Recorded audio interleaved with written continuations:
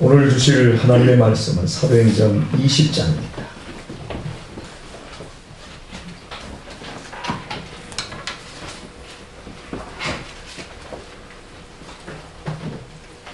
사도행전 20장 1절에서 6절의 말씀을 보겠습니다. 소유가 그침에 바울이 제자들을 불러 권한 후에 작별하고 떠나 마케도냐로 가니라. 그 시간으로 다녀가며 여러 말로 제자들에게 권하고 헬라에 이르러 거기 석 달을 있다가 배 타고 수리아로 가고자 할 그때에 유대인들이 자기를 해하려고 공모함으로 마케도냐로 다녀 돌아가기를 작정하니 아시아까지 함께하는 자는 유대야 사람 고레아를 포함하여 데살로니가 사람 아리스타고와 세르도와 더베 사람 가이오와 이비드로와 아시아 사람 두디고와 드로미노라. 그들은 먼저 가서 드로아에서 우리를 기다리더라. 우리가 9개월 후에 빌립보에서 되었으나 사생활에 드로아에 있는 그들에게 가서 이래를 먹습니다. 아멘. 오늘 설교 제목이 형극의 길입니다. 형극은 나무에 박힌 가시를 말하기도 하고요. 고난과 여러 어려움, 우리가 견뎌내기 힘든 고통을 의미합니다. 오늘 제목이 형극의 길입니다.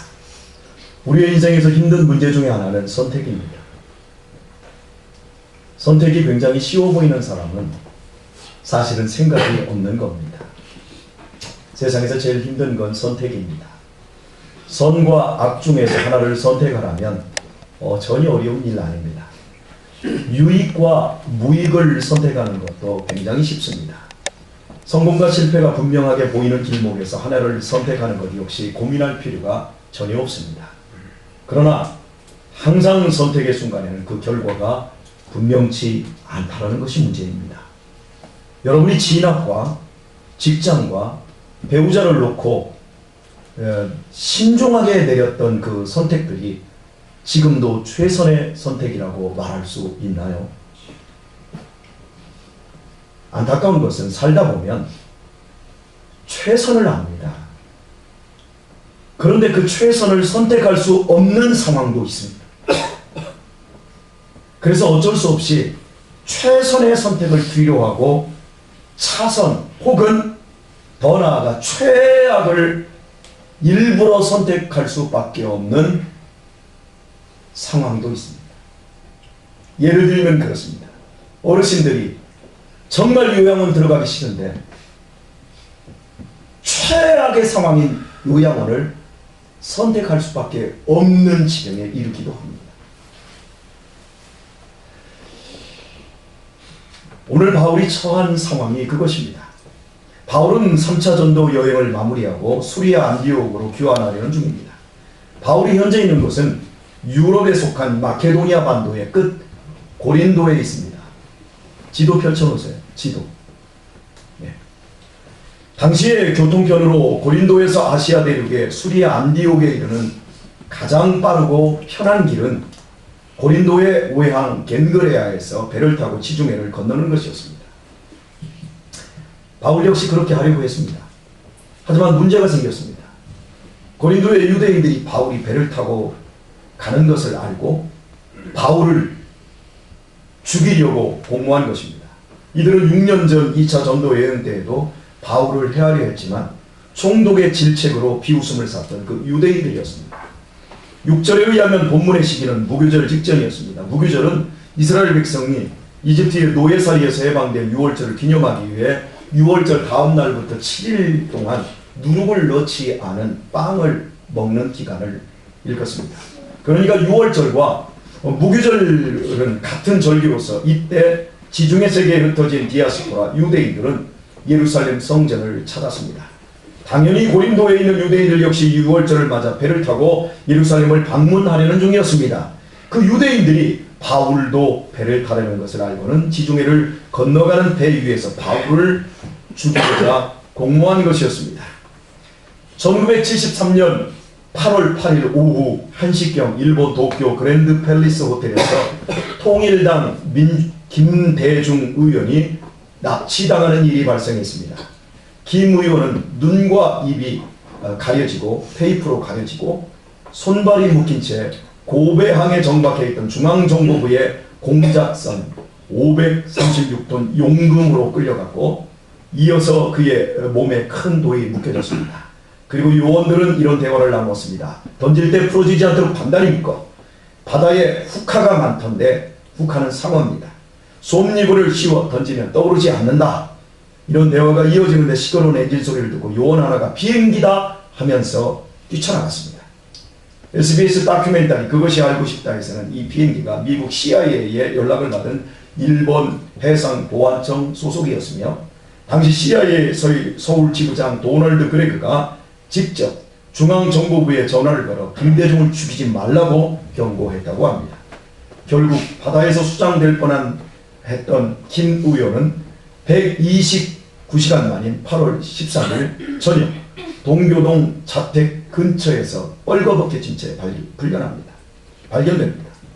유신 정권이 눈에 가시갔던 김대중 의원을 제거하려다 미수에 그친 이 용봉호 사건은 오히려 김 의원을 거물급 제야 인사로 만들었고 결국은 한국의 정치사를 바꾼 대통령이 되었습니다. 바울을 해치기에 배보다 더 적합한 곳은 없습니다. 배에서는 바울을 놓칠 이유가 없습니다. 유대인들은 망망대해에서 도관에 든 바울을 쥐도새도 모르게 바다에 수장시켜 버리고자 모의한 것입니다. 그런데 이 모의가 바울에게 들렸습니다. 상황이 이렇게 되자 바울은 빠르고 편한 선박편을 포기하고 육로를 따라 마케도냐로 다시 올라가야 했습니다. 그곳 네아폴리 항에서 에게해를 건너기 위해서였습니다. 그런데 이렇게 우회하는 것이 간단한 문제가 아니었습니다. 고린도에서부터 네아폴리까지의 거리가 약 600km에 달했습니다. 그 먼 거리를 평균 수명이 40대도 미치지 않던 당시에 이미 50 전후의 나이에 접어든 바울이 지병을 지닌 병약한 몸으로 걸어간다는 것은 보통 힘든 일이 아니었습니다. 이미 600km를 걸어 내려왔다가 또다시 걸어 올라가야 하기에 이것은 형극의 길입니다. 지도를 보겠습니다. 지도가 흐릿해서 보이지 않는데요. 제가 좀 설명을 하겠습니다. 이 바다가 지중해입니다.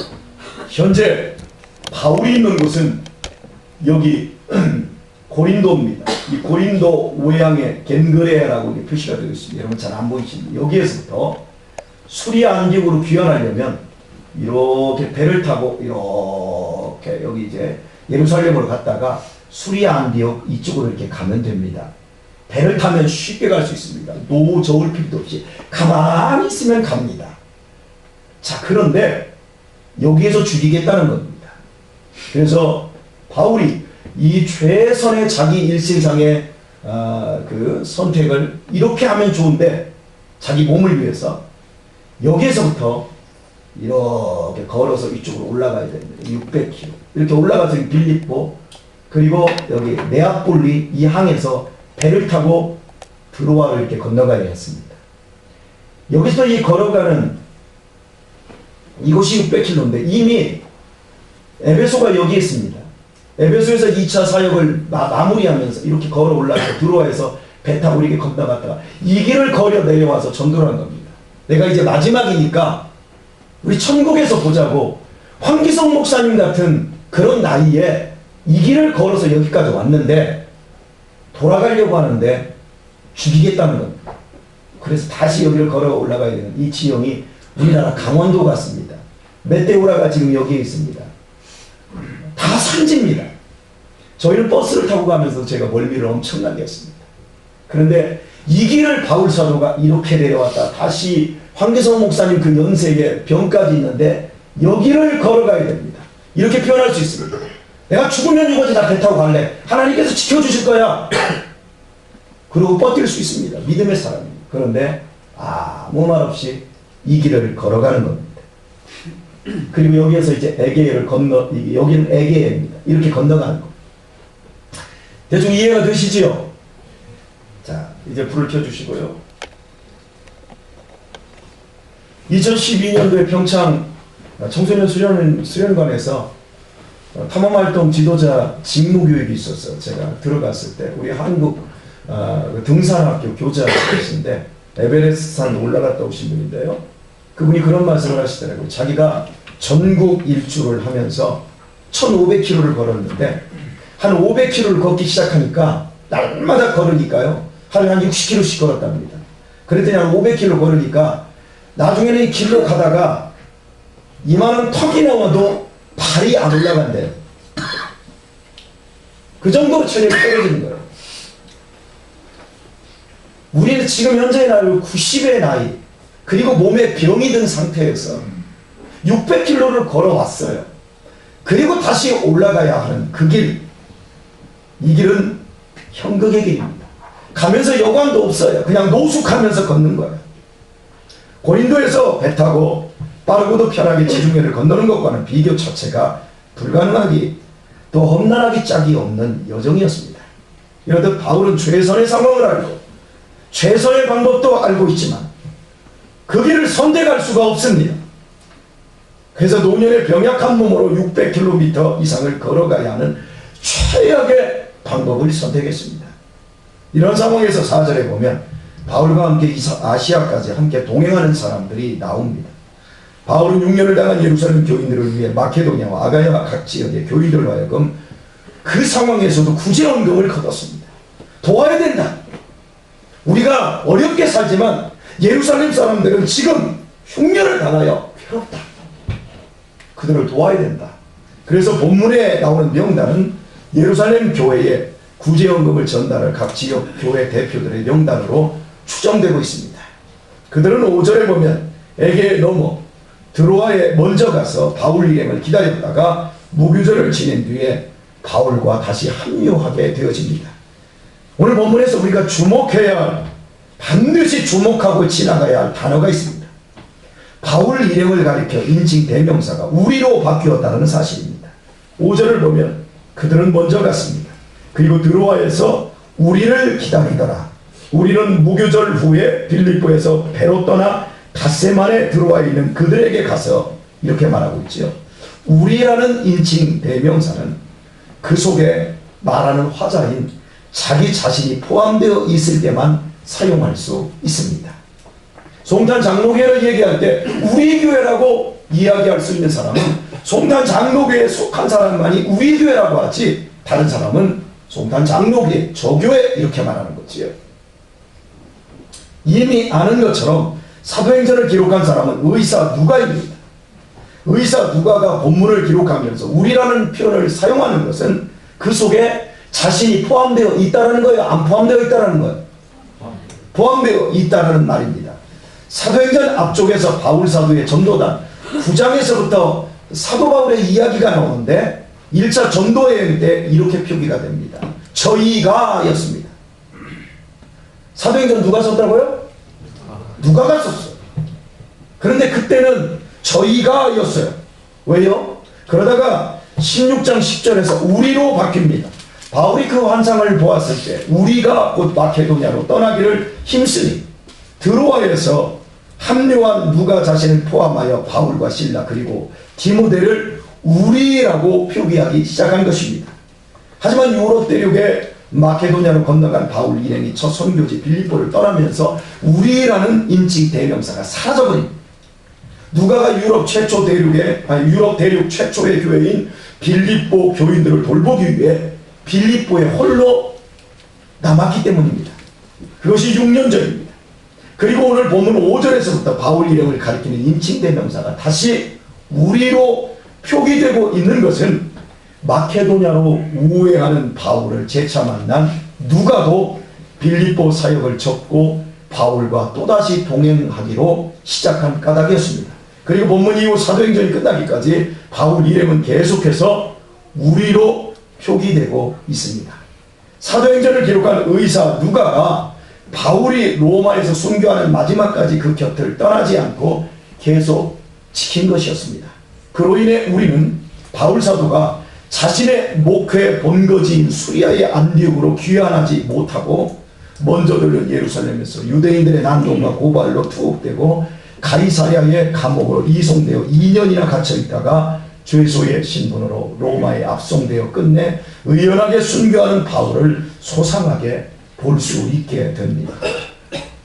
바울 자신에게 있어서 최선인 고린도에서 선박을 이용하여 팔레스타인으로 직행했더라면, 유대인이 자신을 해하려는 공모가 없었더라면, 그리하여 빌립보에 있던 누가가 합류하지 못했다면 사도행전의 후반부를 기록하는데 많은 제약이 따랐을 것입니다. 어쩜 사도행전은 오늘 본문에서 끝났을지도 모릅니다. 오늘 본문 5절부터 사도행전의 마지막 장인 28장까지의 기록은 사도행전 전체의 분량의 3분의 1이 넘는 방대한 분량입니다. 그 덕분에 우리는 바울이 얼마나 위대한 사도였는지, 그가 자신의 생을 주님 안에서 어떻게 매듭지었는지, 그리고 그리스도인으로서 우리 믿음의 자세와 깊이는 어떠해야 하는지 구체적으로 알 수 있게 된 것입니다. 당시의 평균 수명으로 이미 인생 말년에 접어든 노쇠하고 병약한 바울이 600km의 먼 거리를 매일 밤마다 노숙하면서 걸어가는 것은 분명 뼈를 깎고 근육이 말라붙는 것과 같은 형극의 길이었을 것입니다. 그러나 그 형극의 길이야말로 주님께서 바울을 위해 예비하신 최상의 길, 신묘막측한 영원한 은혜의 길이었습니다. 그리고 그 은혜의 길은 역설적이게도 자신을 죽이고자 하는 고린도 유대인들의 음모로부터 시작되었습니다. 주님의 섭리는 생각하면 생각할수록 언제나 우리의 상상을 초월합니다. 최악의 선택이 최상의 결과를 이루었습니다. 저는 유복자로 가난한 집에서 생선장수의 아들로 태어나서 새아버지에게 학대받는 것이 그렇게 싫었는데, 그렇지 않았으면 제가 오늘날 목사가 되지 않았을 거예요. 이런 걸 보면서 최악의 상황이 하나님은 믿음으로 살 수 있도록 최상의 결과를 이루어내셨습니다. 최악의 방법이 최상의 결실을 이루었습니다. 오늘날 우리 자녀들을 놓고 그 좋은 환경에서 최선의 선택이 최악의 결과를 피해냈습니다. 자녀들이 우울증에 빠져 인생의 목적을 잃어버리고 절망이 없으니까 소망도 없는 거예요. 최악의 방법이 최상의 결실을 이루었습니다. 이것이 하나님께서 당신의 택한 사랑하는 자녀에게 베풀어 주시는 은혜인 것입니다. 우리는 인생을 등산으로 비유할 때가 참 많습니다. 그런데 제가 인생을 조금 살아보니까요, 이게 등산으로 다 비유될 만한 것도 아니더라고요. 여러분, 산이야 늘 눈앞에 있습니다. 아무리 높아도 시작이 반입니다. 아무리 정말 구름 속에 가려져 있는 봉우리라 할지라도 그냥 한 걸음씩 걷다 보면 결국에는 정상에 서게 되어집니다. 그런데 인생은, 목표한 인생의 봉우리는 살다 보면 없어질 때가 있어요. 바라보고 왔던 목표가 사라지고 방향을 상실해버릴 때가 생깁니다. 오직 그 대학이, 혹은 그 직장이, 그 배우자가 내 산이었는데 막상 정복하면 이게 아닌데? 이런 생각이 들어요. 내 생애를 바쳐야 할 꿈이 무너져 내리고 배우자에 대한 신뢰가 깨지고 가장 친한 이에게 배신당하고 예기치 않은 일들로 인해 믿던 이들로부터 왕따가 되고 도저히 이해할 수 없는 상황이 벌어집니다. 열심히 했는데 길이 딱 하고 끝나버립니다. 이때 우리에게 필요한 것이 무엇일까요? 이미 경험하신 분들은 알고 있습니다. 이때 필요한 것은 바로 하나님의 말씀입니다. 인생 안개로 인해 방향을 분별하지 못하는 상황에서 우리에게 필요한 것은 변함없이 신실한 하나님의 말씀입니다. 우리가 사는 삶의 지형은 계속해서 변하고 있습니다. 농경사회에서 산업사회, 그리고 디지털 사회로 바뀌었습니다. 농경사회에서 산업사회로 바뀌고 디지털 사회로 바뀌는데 우리나라는 30년도 걸리지 않았습니다. 그래서 많은 사람들이 길을 잃고 혼돈 속에 있습니다. 지금 우리의 자녀들을 향하여 교육 문제가 가장 크게 대두되고 있습니다. 왜요? 너무 급변해버렸거든요. 지금 우리에게 필요한 것이 무엇일까요? 우리 어른들이 지금 당황스러워하는데 우리 아이들은 당황스러워 안 하는 것 같아요? 걔네들은 앞길이 전혀 보이지 않아요. 우리 때는 열심히 하면 됐어요. 근데 지금 열심히 해서 안 되는 세상이에요. 지금 우리에게 가장 필요한 것이 무엇일까요? 바로 삶의 나침반 하나님의 말씀이 필요합니다. 하나님의 말씀은 어떤 상황에서도 반드시 가야 할 방향을 찾아줍니다. 그런데 당황스러운 것은 하나님의 말씀은 최선이 아닌 최악의 방향을 지시한다는 겁니다. 즉 좋은 길을 놔두고 형극의 길을 가리킵니다. 건강에 이상이 와서 몸을 움직이기 어려운데 새벽 기도회를 하라고 합니다. 암으로 죽어가는데 당신 금식해야 살 수 있어. 금식 기도회 요구합니다. 경제적으로 파탄 직전인데 11조 하라고 합니다. 직장에서 잘렸는데 이왕 잘렸으니까 신학교 가라고 합니다. 분통이 터져 죽겠는데 기뻐하라고 합니다. 성질나 죽겠는데 감사하라고 합니다. 죽이고 싶을 정도로 미운데 사랑하라고 합니다. 도저히 그냥 묻고 할 수 없는데 7번씩 70번이라도 용서하라고 합니다. 오른편 맞았는데 왼편 대주라고 합니다. 겉옷 뺏겼는데 속옷까지 주라고 합니다. 오리 가자고 하는데 심리 가라고 합니다. 형극의 길만을 가르쳐요, 성경이. 그때 우리에게 필요한 것은 하나님이 지시하는 나침반 방향인 형극의 길을 향해 믿음의 결단을 하는 것입니다. 결단하고 순종만 하면 최악의 상황은 반드시 안개는 걷히고 최고의 결실을 보게 되어집니다. 그것이 하나님의 말씀이 가진 능력입니다. 말씀에 대한 순종은 삶의 기찻길 레일이며 이것이 준비가 되면 삶의 기차는 힘차게 밝은 미래를 향해 달리게 되어 있습니다. 그것이 우리 믿는 이에게 약속된 하나님의 복인 것입니다. 제가 학생들에게 청년들에게 헌신해야 된다고 말씀에 순종해야 된다고 아무리 얘기해도 형극의 길 같거든요. 토요일날 와서 말씀 배우고 주일날 헌신 싫거든. 한번 가봐요. 뺀절거리면서 가봐요. 20대 30대 때 무슨 일이 나오는지. 말씀에 대한 순종은 삶의 레일이며 이것이 준비되면 삶의 기차는 힘차게 밝은 미래를 향해 달리게 되어 있습니다. 아멘을 하네. 그것이 우리 믿는 이에게 약속된 하나님의 복이에요. 복. 믿음으로만 하나님은 복을 주세요. 사랑하는 여러분, 이 복을 체험하기를 축원합니다. 아멘. 우리 인생에 유혹이 되고 문제가 되는 것은 우리가 세워놓은 그 어줍지 않은 방향만을 끝까지 고집합니다. 나는 배 타고 지중해 갈 거야. 나는 아직도 춥더라도 뭐 춥기 아니면 까무러치기지 뭐. 나는 짧고 굵게 쌀 거야. 계속 자기 길만을 고집하는 것. 또한 하나님을 향하는 인생이 나의 일신상의 안위로 인해 방향이 틀어지는 것입니다. 잘 가고 있다가 자기 개인의 생각이 최선의 선택을 하게 됩니다. 오직 나에게 맞는 최선의 환경과 상황만을 고집하기에 주님께서 가리키시는 형극의 방향이 무시되는 겁니다. 그리할 때 결국 본인은 최선의 선택을 했지만 시간이 지나고 보면 결론은 버킨 것, 최악의 결과와 직면하게 됩니다. 바울은 자신의 일신을 위한 최상의 방법을 알았지만 그러나 바울은 하나님의 말씀이 지시하는 형극의 길을 무시하지 않고 그 길로 나아갔습니다.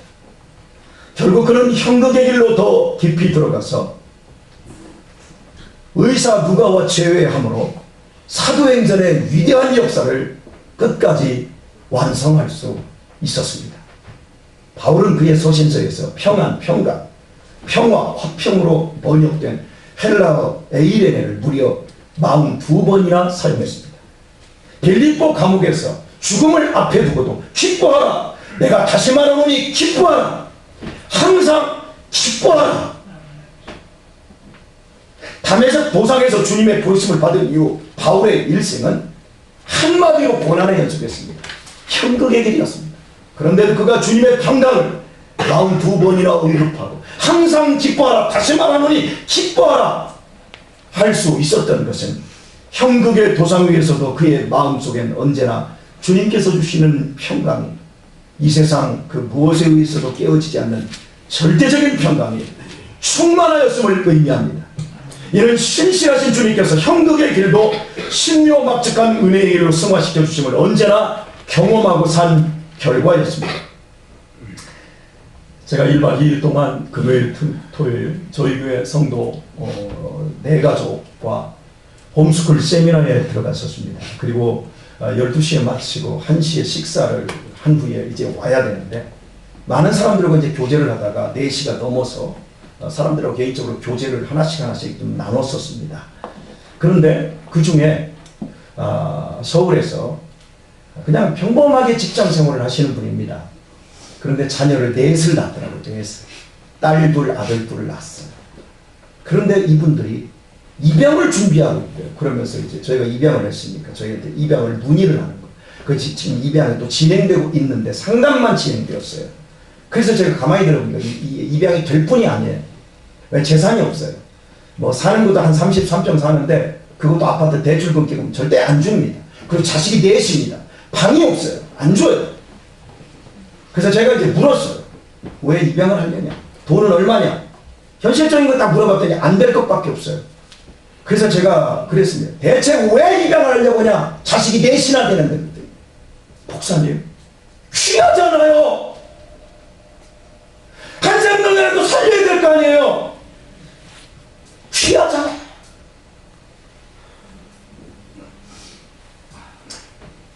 그래서 그 입양이 될 수 있도록 저와 아내가 다른 쪽으로 연결하고 계속해서 좀 할 수 있도록 지금 이야기를 지금 이제 진행 중에 있습니다. 한 생명을 살리는데 그 허리 속에 있는 자녀들까지 생각하면 한 가문을 살리는 거예요.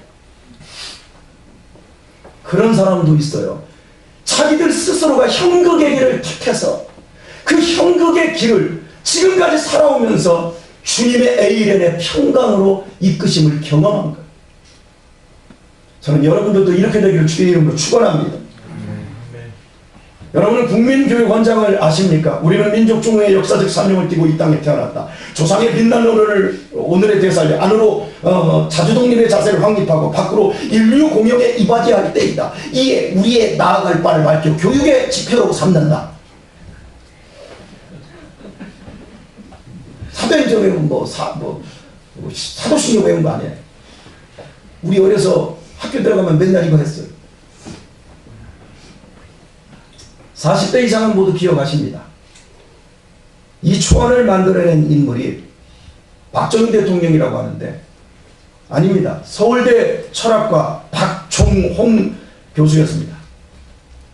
박 교수는 광복이 우리 사회를 대표한 철학자로서 학문적으로 한국 철학의 기틀을 세운 분이었습니다.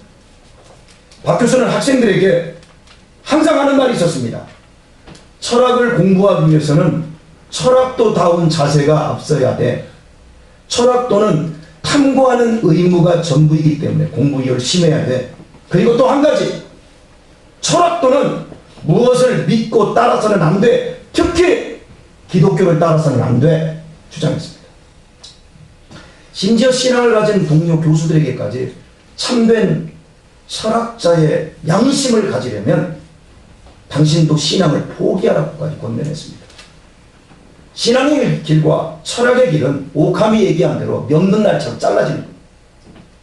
신앙의 길과 철학의 길은 절대 같이 갈 수 없다는 그의 생각은 많은 제자들의 사표가 되었습니다. 그렇게 강직하게 철학의 길을 걷던 박 교수가 70세에 접어들어서 대장암에 걸렸는데 이제 죽어가는 가운데 병세가 심해졌을 때 세문안 교회의 강신명 목사를 초청하여 세례를 받고 크리스천으로 삶을 마무리했습니다. 그리고 그의 장면은 세문안 교회에서 기독교식으로 진행되었는데 그때 거기에 참석했던 사람들은 그의 제자들, 동료들 다 믿지 않은 사람들이었어요. 신앙을 배척하고 평생 철학자로 살아오던 박 교수였기에 그의 돌변한 인생 마무리를 보면서 그의 동료들과 그를 따랐던 많은 후배들은 이해할 수가 없었습니다. 그러나 저는 그를 이해할 수 있습니다. 물 한 잔 먹고 함께.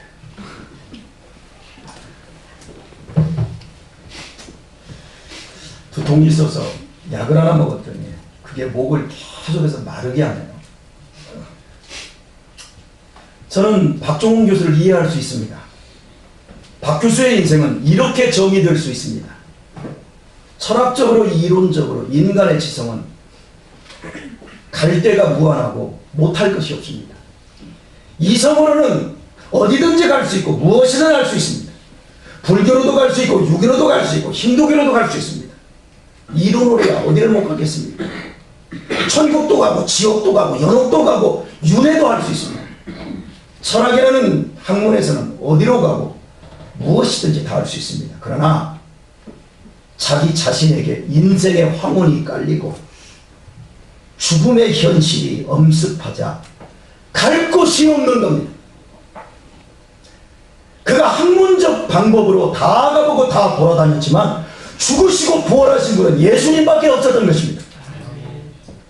이성이 아닌 냉혹한 현실 속에 엄연한 자신의 고독한 영혼을 맡길 곳은 오직 교회 외에 없었던 것입니다. 어떻게 하나뿐인 내 귀한 영혼을 무덤 속에 나뒹굴고 있는 공자, 맹자, 석가모니, 마호메트 그 해골들에게 맡길 수 있겠습니까?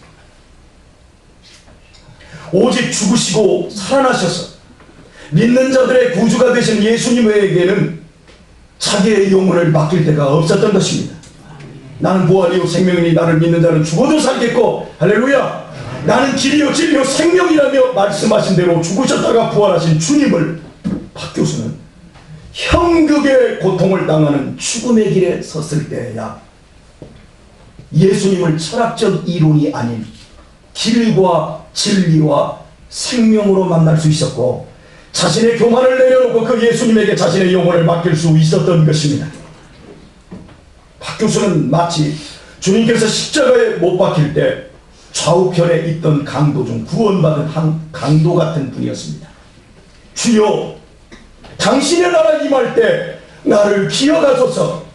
아무런 공로나 자격도 없는 그 강도가 방금 전까지 예수님을 향하여 네가 메시아면 너도 구원하고 우리도 구원하라 욕했던 그가 마지막 숨이 넘어가는 가운데서 회개하고 주여 당신의 나라 임할 때 나를 기억하소서. 그때 예수님은 이런 싸가지 없는 인간 그러자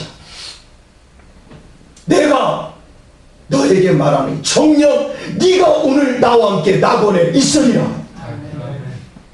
오직 그리스도 예수의 중보의 은혜 아래서 이루어진 구원이었습니다. 박 교수 같은 강직한 지성인에게 찾아온 인생 형극의 길은 주님을 만날 수 있는 유일한 기회였고 박 교수는 자신의 신념도 버리고 그 기회를 마지막으로 붙잡았던 것입니다. 예수님을 구주로 믿음이 무엇입니까? 인생의 깊은 진리를 알고 인류를 사랑하는 수준 높은 의식 갖는 것입니까? 더 깨끗한 사람이 되는 것입니까? 다 좋습니다. 그러나 예수님을 구주로 믿는 것은 천국 복음이 핵심입니다. 마태복음 24장 14절은 복음을 이렇게 소개합니다. 이 천국 복음이 모든 민족에게 증거되기 위하여 이 천국 복음입니다.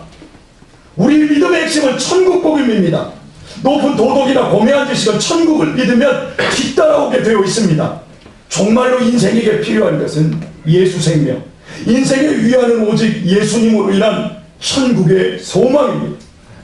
절망적인 죽음의 현실 앞에서 예수처럼 천국은 절대 째째한 것이 아니라 인간의 유일한 소망입니다. 고통을 넘어가는 모든 인생의 시련과 비바람 속에서도 예수 믿음은 삶을 앞으로 전진하게 하는 위대한 능력입니다. 오히려 예수 믿음은 옥죄어 오는 죽음의 연극 앞으로 더욱 당당하게 들어가게 하는 엄청난 힘입니다. 제가 매주 설교하는 성광노인 복지센터에는 보호받는 노인들 40명 정도가 예배를 드립니다. 직원들과 실습생들까지 이렇게 다 올라오면 뭐 한 50명 이상 예배를 드릴 때도 있지만 대략 한 40명 정도가 예배를 드립니다. 그들 노인들은 형극의 길에 있습니다. 전혀 자신들이 원하지 않는 늙음과 지병을 앓으며 죽어가고 있는 분들입니다. 그들의 낙이 무엇인 줄 아십니까? 일주일에 한 번 화요일에 제가 인도하는 예배입니다. 대부분 치매 환자들로 정신 멀쩡한 분들이 30%도 안 되는데 그들의 지능이 치매가 걸려서 5살 정도인데 제 설교를 듣습니다. 예수 생명 천국 복음을 전할 때는 얼마나 큰 소리로 아멘 하는지 몰라. 자기 이름도 잃어버렸어요. 자식도 못 알아봐요. 그런데 예수님의 존귀하신 이름은 절대 잃어버리지 않고 있어요. 자기가 누군지도 몰라. 이름도 몰라. 자기 자식이 누군지도 몰라. 그런데 예수님을 안 잃어버리고 있어요. 4주 전에는 찬송가 410장을 제가 설교하다가 예수 사랑하심은 거룩하신 말일세. 박수! 날 사랑하심 자, 이 찬양을 1절부터 4절까지 제가 부르는데 함께 부릅니다. 그런데 거기에 치매 걸리고 몸은 중풍으로 올가져서 이 왼쪽 눈은 이렇게 풀리고 감겨진 분이 계셔요. 그분이 휠체어에 왔는데 이러고 있는데 입도 잘 안 움직입니다. 그런데 이 할머니가 그 찬양을 하는데 찬양을 따라하고 싶은 거예요. 막 입이 끄트러진 막 하다가 찬양을 따라다가 우리 강은희 집사님 방언하는 거 옆에 보셨어요? 막 난리가 나버렸어요. 그 옆에 있는 요양사가 믿지 않으니까 이게 할머니가 치매 걸리는데 미쳐버린 거예요. 그럼 할머니를 막 이렇게 정신 차리게 하려고 해요. 냅두라고. 지금 은혜 가운데 있는 거라고. 4절까지 하다가 계속 막 그러고 있는 거예요. 딱 끝났는데도 계속 빠바바바 해. 그래서 이제 잠잠하나 하고서 이제 멈췄어요. 요양보호사들이 그래요. 정신이 맑은 노인들은 제가 들어가는 화요일 날만 손꼽아 기다립니다. 제가 스케줄이 겹쳐서 못 들어가면 실망해서 우신답니다. 하루 종일 우울증에 시달립니다. 그래서 목사님 제발 화요일에 빼먹지 말고 와주세요 그래. 근데 제가 체력이 참 안 됩니다 요즘. 제가 제자 훈련도 지금 걱정입니다. 어떻게 감당을 해야 될지. 여러분은 어떻게 빠져나갈지 걱정하고 계시나요? 저는 어떻게 해야 될지 걱정입니다.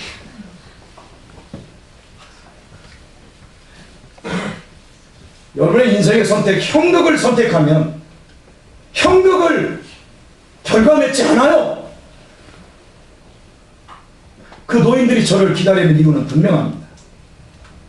그분들은 인생 형극의 길에서 제 입을 통해 증거되는 천국복음, 자신들을 천국으로 인도할 예수복음을 듣고 싶은 거예요. 이는 치매로 인해 그들의 정신기능과 육체는 파괴되었지만 그러나 그들 안에 벌써 임재해 계시고 또한 그들을 품고 계신 성령님께서 형극의 길에서 그들의 영혼을 지키며 남은 삶을 에이레로 채워주시고자 저를 그들 가운데 보내고 계신 것입니다. 제가 다른 목사님에게 너무 제가 이제 다 감당을 못해서 다른 목사님에게 대신 한번 이렇게 들어가라고 했는데 전도도 잘 되고 그러니까 우리 교회도 요양사 출신의 두 분이 오셨잖아요. 그래서 들어가라고 했더니 그분이 한번 들어가서 설교하고 저한테 전화를 해서 막 욕을 하더라고요. 성질을 부리더라고요. 가봤더니 치매 걸려서 다 이러고 있는 노인들에게 설교를 하는데 아무도 안 듣더라는 거지. 그게 아무나 하는 일이 아니더라고요. 성도 여러분, 우리 인생길은 우리 마음대로 되지 않습니다. 여러분이 아멘 안 해도 마음대로 안 됩니다. 그리고요, 죄송합니다. 우리 모두는 형극의 길로 지금 나아가고 있습니다. 죄악 세상에서 경건하게 사는 것은 그 자체가 형극입니다. 인내와 절제와 헌신과 희생은 형극을 감수하지 않고는 어림없는 일입니다. 이 일은 아니에요. 박종훈 교수처럼 하나님의 말씀 머릿속에 듣고 아멘하고 찬양도 좀 하고 교회에서 헌금 좀 하고 그거 아니에요. 온몸으로 부딪혀서 형극의 길을 선택하며 갈 때 우리는 그 안에서 인내가 뭔지 절제가 뭔지 헌신이 뭔지 희생이 뭔지 그러면서 하나님께서 우리를 에이레로 지켜주신 은혜를 경험하게 되는 것입니다. 여러분이 갖고 있는 최고의 착각이 뭔 줄 아세요? 나는 늙어도 우아하게 늙을 거야. 나는 늙어도 냄새 안 나고 고상하게 늙을 거야. 꼭 그렇게 되시기를 축복합니다. 그런데 여러분이 아멘을 해도 젊어서의 예상과 전혀 딴판이에요. 우리 한국교회의 성자이셨던 영락교회의 한경진 목사님도 마지막 돌아가실 때 치매에 시달리셨어요. 대구 동북교회 김덕신 목사님, 그 위대한 목사님도 치매에 시달리셨어요. 한경진 목사님과 함께 죄송합니다. 황기성 목사님과 목회하셨던 주변의 동료 목사님들이 90 넘어가면서 연락이 끊겨요. 치매 걸려서 요양원에 들어가셨대. 뭐 이런 얘기. 여러분, 예수 믿어도 다 아플 건 아프고 늙을 것은 늙습니다. 이빨은 모두 빠질 것이고 기운도 지날 것이고 몸은 점점 굳어지고 심지어 정신도 못 차리는 형극의 길로 나아가게 될 것입니다. 아무리 부정한들 엄연한 현실이고 틀림없는 진실입니다. 그것이 우리 모두에게 남겨진 형극의 길입니다. 그때 여러분 자식을 믿음으로 잘 키워놓으신 분들은 그래도 괜찮을 텐데요. 그때 여러분의 자식들이 뭐라고 하는 줄 알아요? 아유 지긋지긋해. 엄마 때문에 내가 못 살아. 아유 지겨워. 요양원에 들어오시고 주간 보호센터에 들어오시는 할머니 할아버지들이 제게 하는 말이에요.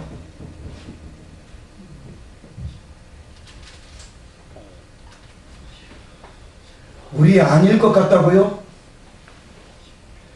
여러분이 자식 가르치기 싫어서 어린이집에 그냥 던져버리잖아요. 이 다음에 부모님 냄새 나는데 당연히 던져버리지 않겠어요? 생각 잘하세요. 목사님 오늘 은혜 받고 싶어 왔는데 왜 이렇게 스트레스 주세요? 그 소리 안 들어도 그게 갈 텐데. 아니요. 매우 고통스러울 것입니다. 그런데 그렇다 할지라도 성도 여러분 염려하지 마십시오. 천국 가는 그날까지 세상이 여러분을 죽이고자 모의하고 달려들지라도 혹여 여러분이 여러분 자신을 잃어버린다 할지라도 주님께서는 결코 여러분을 잃지 않고 반드시 천국으로 인도해 주시길 때문입니다. 로마서 8장 18절은 우리에게 이렇게 약속합니다.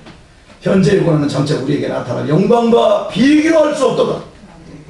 삶은 처절한 연극이지만 이 삶을 믿음으로 완성하고 천국에서 새 아침이 시작될 때 현재는 한바탕 악몽에 불과할 것입니다. 우리가 살고 있는 이 세상은 천국의 그림자예요. 고단한 인생길 다 가고 마지막 죽음의 끝자락에서 연극의 고통을 받지만 마지막에 여러분은 천국에서 잠이 벌떡 깰 겁니다. 그리고 영원한 현실의 영원한 하나님의 도성에서 그 영광 예루살렘을 노래할 뿐만 아니라 그 영원한 삶을 살게 될 줄 믿습니다. 디모데후서 4장 18절은 이렇습니다. 주께서 나를 모든 악한 일에서 건져내시고 또 그의 천국에 들어가도록 구원하시리니 그에게 영광이 세세무궁토록 있을지어다. 우리가 걷는 길은 믿음으로만 걸어야 하는 좁은 길입니다. 찬더리가 적은 형극의 길입니다. 많은 사람들이 가는 길로 가지 마십시오. 교회 중에서도 많은 사람들이 그냥 구경꾼으로 막 섞여서 가는 길 가지 마십시오. 2000년 전 주님께서 십자가로 홀로 걸어가신 그 현극의 길이 여러분 앞에 열리는 것이 축복입니다. 할렐루야. 주 안에서 사랑하는 우리 교회 여러분, 지금 현극의 길을 눈물로 혹시 걷고 계십니까? 최선의 방법을 알고 있는데 혹시 믿음 때문에 최악의 고통의 길을 가고 계십니까? 낙심치 마십시오. 분명 그 현극의 길은 신령합직한 은혜의 길로 이어져 최고의 열매를 맺게 될 것을 믿으시기를 축원합니다. 아멘. 오늘 이 예배를 끝내고도 여전히 변함없이 내 앞에 펼쳐져 있는 현극의 그 길, 부정할 수도 피할 수도 도망칠 수도 없는 그 현극의 길을 사랑하는 주님께서 나를 위해 섭리하고 예비하신 최상의 길임을 아시고 이제부터는 낙심치 말고 감사하며 걸어가십시오. 아멘. 나이가 더해갈수록 노년이라는 인생의 길, 분명 현극의 길이지만 주님께 맡기시고 변함없는 믿음으로 전진하십시오. 그 길이야말로 활짝 열린 천국문을 향해 나아가는 지름길이 될 것입니다. 현극의 길을 가는 우리 모두에게 주님의 절대적인 평강이 우리의 영혼을 지켜주시길 주의 이름으로 축복합니다. 아멘. 찬송 드리고 기도하겠습니다.